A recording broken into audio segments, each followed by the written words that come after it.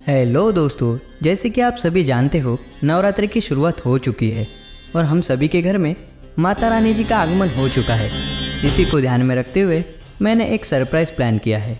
जी हाँ दोस्तों, आप सभी जानते हैं जिन्होंने हमें इस संसार में लाया, जो कि होती है हमारी माँ, आई, मम्मी, आप जो भी कहते हो, उनके लिए एक ऐसी रेसिपी लाया हूँ काफ़ी कम टाइम में बन जाए और वह 9 दिन तक चल भी सके। बेसिकली क्या होता है ना, हमारे मम्मी 9 दिन का उपवास रखती है और दिन भर के काम, घर के काम, बाहर भजन कीर्तन, यह सब करके वह थक जाती है।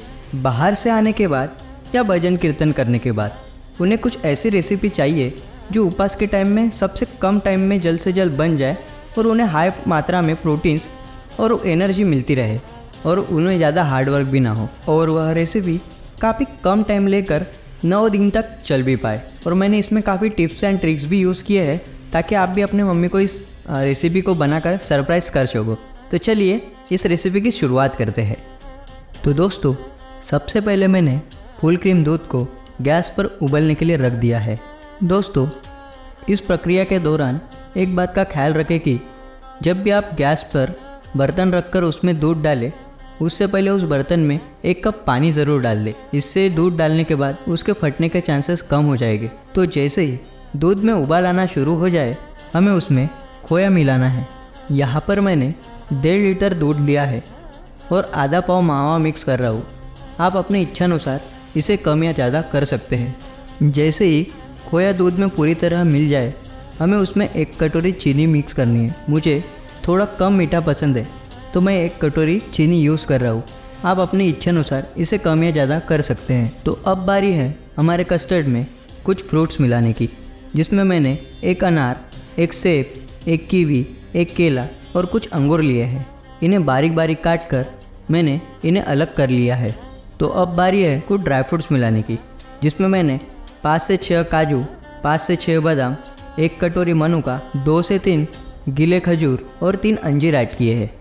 इसे मैंने काफ़ी बारीक चॉप किया है ताकि हमारे ड्राई फ्रूट्स का जो क्रंचीनेस है वह बना रहे और हमारे फ्रूट्स का भी स्वाद अलग से आता रहे। तो अब बारी है एक टिप्स की।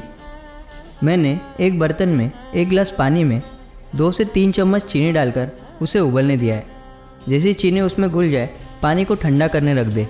इसमें जो अंगूर और कीवी जो फल है वह खट्टे होते हैं, उन्हें हमें उस पानी में थोड़ा गर्म रहने तक डुबो के रखना है। 2 से 3 मिनट बाद आप उसे निकाल सकते हैं। इससे उनका खट्टापन थोड़ी मात्रा में कम हो जाएगा और हमारे कस्टर्ड का खट्टा मीठा स्वाद बना रहेगा। आप चाहे तो इसमें सेब भी डाल सकते हैं। तो दोस्तों, अब बारी है कुछ टिप्स की।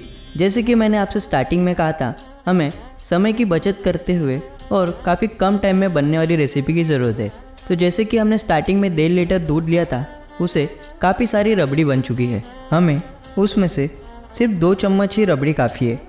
हमें उसमें से कुछ रबड़ी लेकर, कुछ ड्राई फ्रूट्स लेकर और कुछ फ्रूट्स लेकर उसमें मिलाना है और घर में बचा हुआ 1 कप सादा दूध डालकर उसको मिला लेना है। यहाँ पर हम ड्राई फ्रूट्स और फ्रूट्स को काट कर 2 दिन तक स्टोर भी कर सकते हैं और यह आप स्टोर करके भी रख सकते हैं। मैंने इसे बर्तन में स्टोर कर रख दिया है। मैं रोज़ कुछ फल काट कर, कुछ ड्राई फ्रूट डालकर उसे बना लेता हूँ। यह रेसिपी जल्द से जल्द बनकर आपको तुरंत मिल जाएगी और नवरात्रि के 9 दिन तक चल सकेगी। तो दोस्तों, रेसिपी तैयार होने के बाद मैंने सरप्राइज़ देते हुए मम्मी को वह टेस्ट करने के लिए दिया। लेकिन माँ की ममता तो निराली होती है। उन्होंने वह रेसिपी भगवान के सामने अर्पित कर दी और माता रानी को देते हुए हाथ जोड़ लिए। सच में हमारे माताओं को मानना पड़ेगा, इतना कष्ट करते हुए भी वह सबसे पहले हमारे बारे में ही सोचते हैं। और आप भी यह रेसिपी बनाकर अपने मम्मी को ज़रूर सरप्राइज़ दीजिएगा। Thanks for the watching.